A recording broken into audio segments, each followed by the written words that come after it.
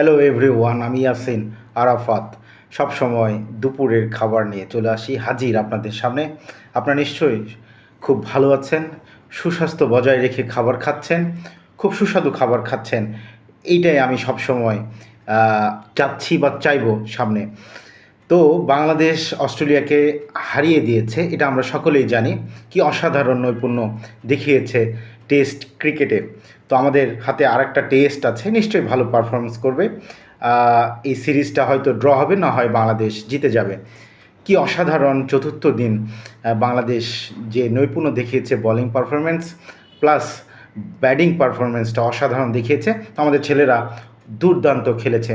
তো কি দিয়ে খাচ্ছে এটা, আজকে বেশি কিছু তৈরি করতে পারি নাই। ইলিশ মাছ খাইতে ইচ্ছে হচ্ছিল, তো ফ্রিজে ইলিশ মাছ ছিল। তো বেগুন দিয়ে ইলিশ মাছের একটা চচ্চড়ি, আপনারা নিশ্চয়ই পরিচিত এই মেনুর সাথে, আপনারা পারিবারিকভাবে নিশ্চয়ই রান্না করে খেয়ে থাকেন। অসাধারণ হয়ে থাকে আম্মুর হাতে যখন এই রান্নাটা আমি খাই।